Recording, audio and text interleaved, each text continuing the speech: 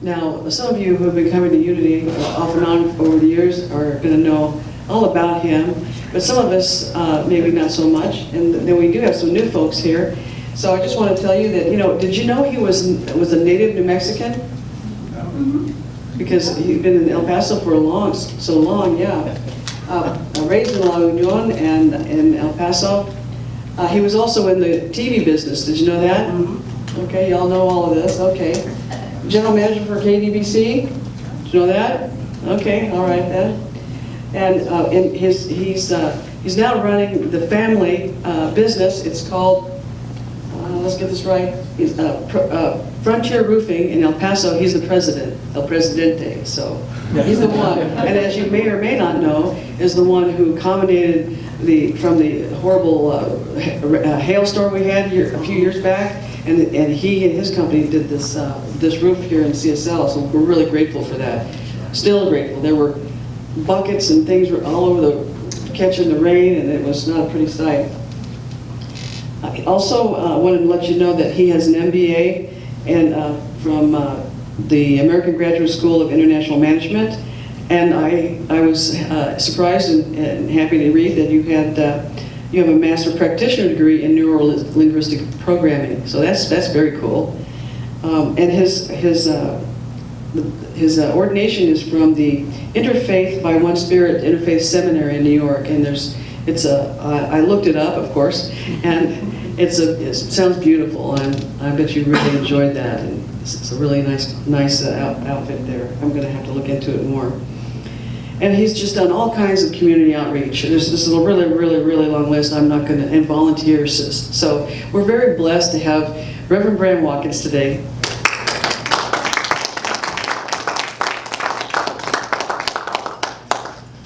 Well, it's great to be back here. Well, it's fun looking at that resume there, bio deal. This is my first time to be able to address my Unity family in this building, which is great because I've always done it over with Reverend Terry and Jerry over at the other place. So welcome to the place where I try to keep the roof dry, or the inside of the building dry anyway. And the music was perfect because I don't know if it's just me or everybody else, but when it comes to November, I start thinking about Thanksgiving and thinking about giving thanks, what you're grateful for. So my talk today is in all things, give thanks, which I had to call a friend of mine because I didn't know where that came from. That comes from 1 Thessalonians chapter 5, verse 18. And it says, in everything give thanks, for this is the will of God in Christ Jesus concerning you. So how I kind of see that is using your Christ consciousness to be thankful in all circumstances. And when Paul wrote this, he was reminding the church, to be grateful and to live a godly life and things like that. So anyway, I thought it was an interesting way to start. In all things give thanks. So last year in mid-October, for about 6 weeks, I lost 3 very influential people in my life. My spiritual mentor, Reverend RJ, made his transition. My business mentor, my general manager that I work with, Frank Branham, I'm in the roofing business. He decided to retire and moved home to take care of his mom in Kentucky. And then the day after Thanksgiving, my life mentor, my dad, made his transition. And so 3 very influential men in my life, because most women are influential in my life, but it was strange that these 3 men, these 3 brothers, these guides, were no longer there. So it says, in all things give thanks. It doesn't say for all things give thanks. And I think that's the key differentiating point. When I think about my dad, I'm grateful that when he passed, he's no longer in pain. I'm grateful that he raised me right. I'm grateful for all the things that he taught me. I'm grateful that he worked hard and he worked smart and he provided for his family. I'm grateful for many, many things when I think of my dad, but I was not grateful for his passing. I heard a speaker not too long ago say that, quoting Thornton Wilder, the highest tribute to those who have passed is not grief, but gratitude. So I'm very grateful for my dad, and for those of you all that have heard some of my messages in the past, you also know that it was not always a smooth relationship. I mean, I love my dad, but we fought about all kinds of things, and I had to get in my mind, I had to get straight to where I could sleep at night and forgive and do things. I just had to hallucinate. I had to imagine that he acted in a certain way to teach me certain lessons. That he chose not to do that, but he chose to do that for me so that he could teach me things. And once I started doing that, it made the relationship so much better. So much better. So it says, in all things give thanks. Where is your focus? Where is your energy while you're going through the fire, the challenge, the divorce, the health scare, the lawsuit? Where's your thought process then? Our challenge is to find something to be grateful for in the midst of our pain. Now, I'm a firm believer that we should acknowledge whatever has transpired. Whether it just happened, whether we created it, whether we co-created it, apparently whatever this issue is, this challenge, has showed up in our life for some reason. I say experience the emotions that go with the challenge. I tell people all the time, wallow in it, get it all over you. You know, I mean, it showed up, might as well deal with it in some point. Now the thing is, for me, deal with it in an appropriate amount of time, which, whatever that is, I can't say what that is. But then once we do that, then we've got to figure out what we want to do with it. And my point is to find anything that you can find appreciation towards, to change that energy, change the vibration. So you're dealing with the issue, and then you, at some point, find something to appreciate. That appreciation will lead to gratitude, and the change of the vibration through gratitude can lead to joy. I mean, I heard driving up here today, I was listening to a service, and the guy came out and he's talking about, now, I know you all think we just do all this stuff with the music and everything to get everybody riled up or whatever, and then I started thinking about it. That's what changes your vibration. You can't listen to, I'd like to teach the world a song or whatever, you know, the Coca-Cola song that you played earlier, or the Grateful song. You can't listen to that, I'm getting goosebumps right now, without it changing your vibration. And I never really thought about when we come in, because we're all bringing in our stuff from the week when we get here. And at some point we do need to change our vibration so at least we can listen to whoever is up here might be talking about. So I thought that was interesting. So appreciation and gratitude are the building blocks on how we can change. Let that level of appreciation turn to gratitude, and then that vibration of gratitude is what will manifest something even more wonderful. So again, the issue, then the appreciation, leading to gratitude, leading to joy. So last year when we dropped my son off at school in Austin, it was his freshman year, a year ago. And we knew we were going to see him about every 4 weeks. We dropped him off in mid-August. So mid-September is my sister's 50th and my mom's 75th birthday. So he came home for that. Then in mid-October, we met back down to see him because that's the birthday month in my house. His sister, he and his mom share a birthday. They're very close. So we went down to see him then. Then naturally you see him in Thanksgiving, and we saw him for Christmas. Well, this year has been very different. We haven't seen him since August. And it's been a very challenging semester for him. It's his sophomore year, he's in the honors program at the business school, he's doing great, but it's a lot of energy, and it's been tough for him. And it's been tough on his mom. You know, again, they share a lot because they share a birthday together. So I decided he literally only had one day where he could spend any time with her, so I flew his mom down Sunday a week ago just to spend the day. For some reason, kids need their mom in a different way than they need their dads. You know, if dad's lucky, he might get the big piece of chicken. At least in my house. So I told Baylor, as he's going through all this stuff, I said, Mijo, I said, you're smart enough and you're strong enough that you can get through all of this, but you do yourself a big favor if you would just, you know, it's going to take a lot out of him if you continue to do that way. I said, you just need to get quiet. You need to go within. Listen to the still small voice. I said, if you'll do that, you'll still have to work hard, but things will come easier. You know, take God on, take that divine presence on as your business partner. And when you do that, things will get a lot easier. You know, I said, you just got to line up your energy first. And I gave him the example of when they asked President Lincoln if he had 8 hours to chop down a tree, what would he do? And he said, I'd spend the first 7 hours sharpening my axe. That's aligning our energy. You know, it's not the doing, it's the allowing, it's the aligning of the energy. So he had a great visit with his mom that Sunday. And when I spoke with him a day or two later, I said, baby, what are you doing? He said, Dad, I feel so much better. I said, why? And he said, I'm starting my day by writing down 5 different things that I'm grateful for. And they're different every day. And so that's what he's been doing. And just as a quick shout out, yesterday he and 3 of his teammates through the business school won a case study championship where they had to present in front of hundreds of people, 20 different teams competing, and they won. And so I can't wait to talk to him today again, just to make sure he's remembering where all that good energy came from. I'm sure he is. So the key is for me to be grateful. And I was mentioning earlier, Unity's Reverend Chris Chenoweth, who used to run Unity Village, he has a daily gratitude journal that he publishes every November. And he sends those out. And I used to buy a bunch of them and give them away. I thought it was kind of a good thing to do. But now what I really realize is that it's not something that's just kind of cute and helpful or this or that. I must have it or do something very similar so that I can manifest what I want and transform my life, creating more health, more abundance, more prosperity, more joy, more peace of mind. If I could have anything, peace of mind in my life.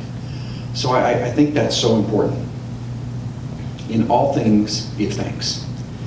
You know, whenever we've encountered a difficulty in our lives, I think the sooner that we can shift towards gratitude, that will immediately change the vibration and immediately allow us to attract more good into our lives. I also believe that gratitude heals our past as it creates our future. You know, 4 years ago in August, in my business, we didn't have any business. We weren't doing any roofing projects 4 years ago in August, and I didn't have any lined up either. So talk about being puckered up. I didn't know what we were going to do. I was filled with anxiety, and I said, man, either I need to start practicing what I preach, because I wasn't happy. I wasn't in a good spot, and I thought, man, I really need to do something different. So through my meditation practice, started grounding myself and getting quiet, starting to listen. But then I started giving thanks in advance for the jobs that were going to come. Not just any job, but wonderful projects, profitable, that would be good for the company. And the more that happened, the better it got. The company has continued to grow. We've been through the most prolific growth expansion that we've had for the last 4 years. It's been absolutely wonderful. But I had to do all that in advance. During that slow time, I had to give thanks in all things. And so that was a good reminder. And you know, you can fake it till you make it, or as my friend says, you can faith it till you make it. But either way, you've got to create a feeling of joy or have an attitude of gratitude to manifest what you want to get us out of the current unwanted condition that we're in. The energy or vibration that created the unwanted condition is very different from the solution, the energy of the solution. Or another way to put it is, you can't come up with the solution as long as you're looking at the problem. You know, as I said earlier, look at the problem for a while. Heck, we created it to some sort, or it just showed up. Deal with it. But then we've got to pivot and we've got to move. Change our energy, change our focus.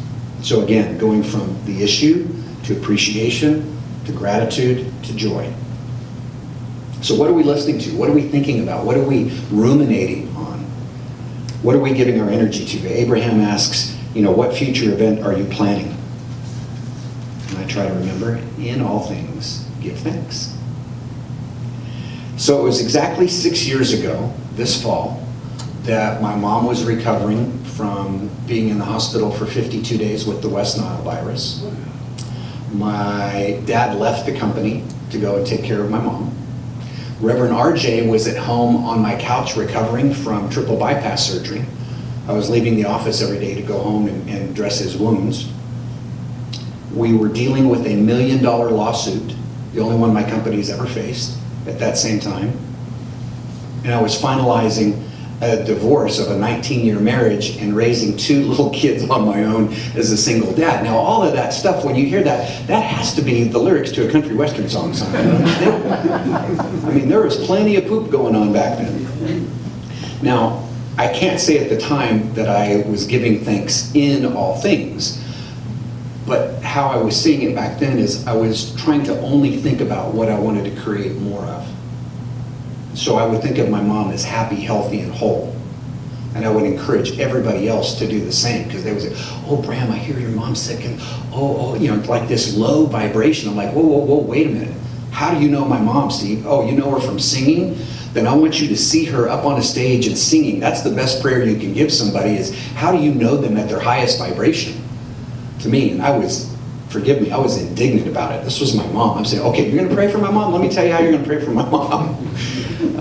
I would envision Reverend RJ right here on this stage, the day that I met him, you know, speaking the word of God so eloquently. Nobody ever blew me away by it like listening to RJ. That's how I would see him, and that's the prayer that I would give him. I would see my company not just getting through the lawsuit, but transcending it and being profitable and amazing when we came through it. And everything that I prayed for me in that time, because it was about a 12-month period, and at least in that lawsuit, everything I prayed for me, I prayed for the people that were suing us. I wanted them to have that blessing. I spent about a week thinking about low vibration things, and I said, I am not going to live my life that way. I won't give no one power over me by forcing me to hate them. So anything I wanted for me, I prayed for them as well. My greatest fear, though, was what was going to happen to my kids. How am I going to take care of my kids? How am I going to make money? How am I going to provide for them? Well, as most people know, my mom is happy, healthy, and whole. She's kicking and doing fantastic.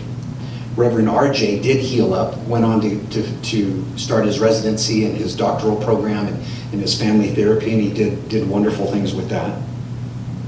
And our business has just done fantastic. And the company that sued us 6 years ago has been our largest and most wonderful client the last 2 years. They came back, which was absolutely amazing. And my children are well adjusted. They're amazing. Their mom and I continue to be best friends. I mean, there's not enough money in the world to offset the love that we have to provide to raise our kids. So just so grateful for that. In all things, give thanks. So focusing on gratitude in advance is like flexing a muscle. You got to use it or you lose it. Saying thank you in advance for what you already have ignites even more manifestation. You know, on Sundays, if I'm not here, if I'm not at a service somewhere, I'm usually at home watching Oprah's Super Soul Sunday. And the main thing about Super Soul Sunday is gratitude. And I really like that. Gratitude has its own energy field, and when you acknowledge and are grateful for whatever you have, it allows more to be drawn to you. Oprah says, I know it's not easy to be grateful all the time, but I've learned that it's when you feel the least thankful that you're in most need of what gratitude can give you, which is perspective. So remember, if we're criticizing, we're not being grateful. If we're blaming, we're not being grateful. If we're complaining, we're not being grateful. If we're feeling tension, if we're rushing, if we're in a bad mood, we're not being grateful.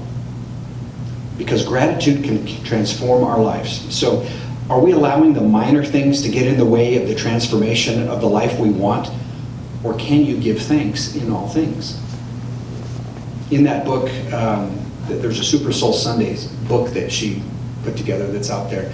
And she's quoting Anthony Robbins, and he's talking about, he said, you know, if I can't be grateful in the moment, why do I need to write another book? Why do I need to buy another island? Why do I need to have another seminar? He says, if I can't be grateful in just any moment, why would I do anything else? He says, and what he talks about is how hard it is to go from the issue, the challenge, and what I call joy, he calls ecstasy. So he even says, you've got to go through NLP, you've got to go from, okay, whatever this is, we're going to wallow in it, we're going to try to figure out what it's there for, but then at some point we do have to pivot. We have to pivot and find anything to be appreciative for. The fact that there was plenty of light driving up here this morning, the fact that it rained last week and the smell of the rain in the desert, there's nothing like it. I mean, anything that you can be appreciative for, it changes our internal vibration, leads us to gratitude, and the gratitude leads to what I call joy and what he calls ecstasy. So in all things, give thanks. So last Saturday, it was very unusual. I had already finished putting my message together for today, which is usually finished about an hour ago. So when I'm always asked for a title, I'm like, oh, I'm not sure. I'll get back to you on that. So last Sunday morning, I decided to drive up to Ruidoso. And I wanted to listen to something inspirational, and I think I had a few things on some audiobooks that were on my phone. And so I pulled it up as I'm driving, and there's something there that I know I didn't purchase. There's something there that I know I did not download. And I looked at it and I thought, So I listened to it all the way up there and all the way back. And it could not have been more perfect. Could not have been more perfect. That's when I changed the title of my topic today to the gratitude formula. A little bit. I'm talking about dealing with the issue to appreciation, gratitude, and joy. Well, this book is written by a young lady named May McCarthy, and she believes that success is not a secret, but rather a system. And after listening to that book, I agree with her 100%. The name of the book is The Gratitude Formula. So a few years ago, I told you all a story about driving Brenda to swim practice early one Saturday morning. And it was in an economically challenged neighborhood of El Paso. We'll just leave it that way. And I asked baby girl, I said, sister, look around at the homes and the apartments and things like that, and said, think about where you live. I said, do you think the people that live here, do you think they work hard? She said, Dad, I'd like to think so. And then as we drove past a huge mural of the Virgin of Guadalupe up on the side of a wall, I said, baby girl, do you think these folks believe in God? And the answer was somewhat obvious at that point. And so I said to her, I said, does working hard and believing in God, does that ensure abundance, prosperity, joy, peace, harmony? And she said, I guess not. So is success a secret, or is it a system? If any one of us can do anything or manifest anything, that means the rest of us can do it. Even Jesus said that we would do even greater things that he did. So when I talk to my kids, I just ask them to align their energy first. I tell Baylor, tap in, tune in, turn on to the presence of God, the realization of the presence of God that's within it. It's one thing to believe, but it's another thing to realize that it's there, and it's your presence, it's your help in every need, and it's closer than your breath. I ask my kids to turn and go there before they do anything else. You know, I don't think that book, The Gratitude Formula, it was certainly not marketed. I never saw it as like a religious or spiritual book or anything like that. But if you listen to it, if you read it, and they probably did it for good reason, it casts a wider net, if you will. But it's amazing in listening to it and in reading it, because the author talks about having her business partner and how you must have a meeting, a daily standing meeting, every single day, without fail, with your business partner. And in this case, her business partner is her CSO, her Chief Spiritual Officer. Now, we could call it, and she does call it in many instances, she said, you call it whatever you want. God, Yehweh, Allah, Buddha, divine presence, whatever you want. But since it's more of a secular book leading us to spirituality, I thought it was quite interesting the way she did that. I mean, you can name it whatever you desire. And I thought it was wonderful. So I'm going to give you quickly her 7 steps that she uses in creating this gratitude formula. So the first one is, upon waking, get up and read something inspirational. I usually meditate about half an hour, but every day I read Chris Chenoweth's daily positive Christianity thing. Takes about 5-10 minutes, so I read that. Then number 2, she says, write down your goals in your gratitude journal, most importantly, as if they're already done. So one of my favorite scriptures is Mark chapter 11, verse 24, which says, pray for anything, and if you believe you've already received it, it will be yours. But as you do it, you must believe that it's already done. That's the key. Not, please God, will you give me this? In fact, it's hard for me to think when I ask for anything anymore. I just thank you that. Thank you, God, for. And to me, there's a huge difference in energy in that. Number 3, speak out loud what you have written down in your gratitude journal with emotion. When I was back running the TV stations a couple of years ago, well, gosh, it's been over 11 now, back in 2008, I wasn't happy. And I had 2 pages of affirmations that I was doing every single day when I'd walk into the office. Close the door, clear the energy, and do that. And as I look back now, although it did change things and it did work, it was arduous. And it was not fun. And I look back at those affirmations, and while I think they were written properly, thank you for, there was no emotion, and there was certainly no gratitude. And they became rote. There was no life to them. So she says, speak life into your desires. Number 4, using imagery, imagine and experience your goals. So whatever you've written down, see yourself doing it, hear yourself, feel yourself doing these things. Imagine those things happening. That's what you do before you get out of bed. Then during the day, paying attention to your intuition. She said, expect leads from your CSO, meaning expect your chief spiritual officer to talk to you. So when you're sitting there at the stoplight and you get that thought in the back of your, oh, that intuition that we get. So if you get that intuition and you think, I'm not quite sure, she says, the next thing, number 6 or number 5, ask for more. Okay, well, I think I'm getting this, so, Chief Spiritual Officer, if this is what you mean, show me something else. Please confirm it, or shut this avenue off for me so that I know that. And that just comes back to me, one of my favorite prayers is, God, thank you for revealing what needs to be revealed. Thank you for healing what needs to be healed. Thank you for leading me where you need me and guiding me in ways that I totally understand. To me, I've had, you can tell I memorized that one because I use it a lot. And so that's one of the things she's talking about. And then 6, celebrating. When you act on that intuition, when you act on those leads, celebrate them. Share it with somebody. Make it even stronger. And then the last thing, in bed at night, listing out your gratitude for the day, giving forgiveness, asking forgiveness if you need it. After searching through my Blue Letter Bible online that Reverend RJ taught me how to do, it was interesting for me to see right after Mark chapter 11, verse 24, ask as if it's already done. Verse 25, you better ask for forgiveness and give forgiveness. I've always thought if you want to manifest and you're not, there's something, we're blocking the flow somewhere, and it's usually, for me, I haven't forgiven someone. Y'all can't imagine a redheaded Leo with anger issues not forgiving anyone, can you? Former anger issues, let's put it that way. So it's important to remember that when we're describing our goals or our heart's desires, to list what we want, not what we don't want. The mind does not process negation. We speak what we want. And also when we're in the midst of our issue, we just can't think stress, fear, doubt, and worry out of our minds. We must use the law of substitution. And that's literally thinking something else. You can't think something out of your mind, you have to change something. That's how I started learning certain scriptures. I would just start saying them so that I could change my vibration to get away from whatever I was going through.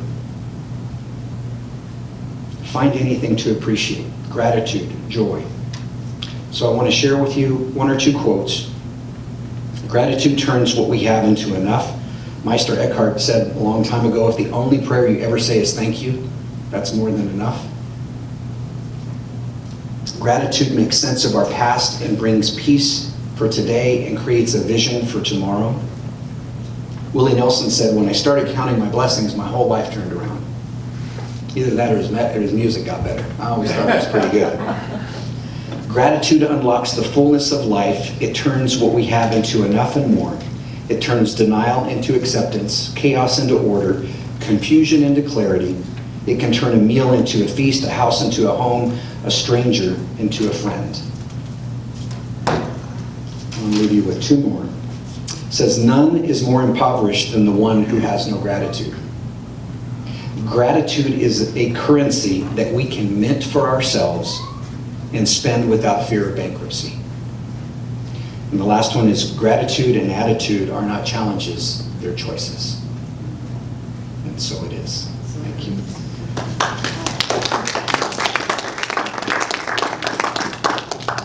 Thank you.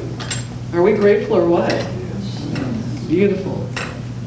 Now if you'd like to get comfortable and squirm into your chair a little bit, prepare for meditation. This is our meditation time, Lee. Okay. Take a deep breath. Deep, grateful, aware breath.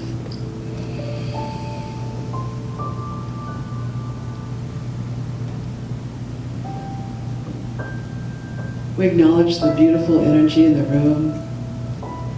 We appreciate the love and the healing that we feel. And we allow this healing and love to settle around our feet.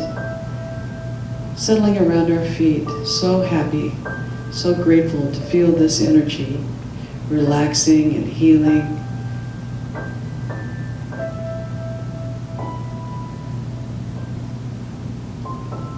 and into our ankles. We feel this beautiful energy now moving up our legs and into our knees. So grateful we are and happy. We appreciate the ability to move forward in our day and flexible.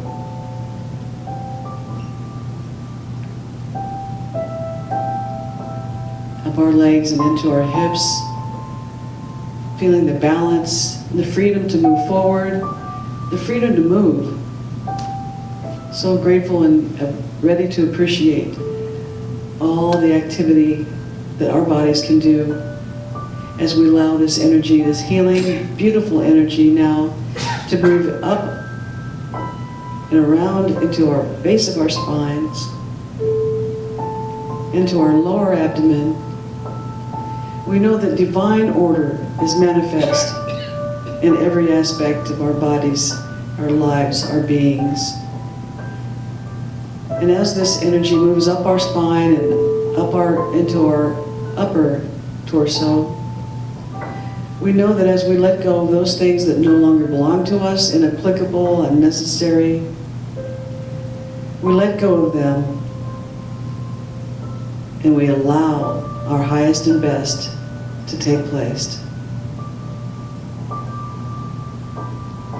Knowing that I'm happy and grateful for every cell, happy to do its job. We appreciate every cell to the atom of our beings. And as this energy now moves into our shoulders, we recognize that we are doing and covering all of our responsibilities, and we are letting go of all those things and all those responsibilities that do not belong to us. We bless them, and we know that others are handling theirs right and proper for all concerned, as are we. We appreciate this opportunity to live our life. And as the energy moves down our arms and into our hands, we feel the tingling. So grateful to feel this healing energy. We feel it also in our throats,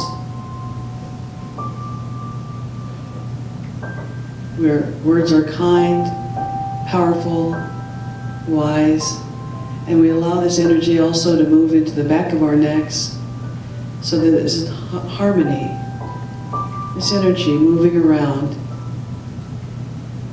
and up our heads, up our faces, or over our faces, and around our scalps, and to the tips and tops of our heads,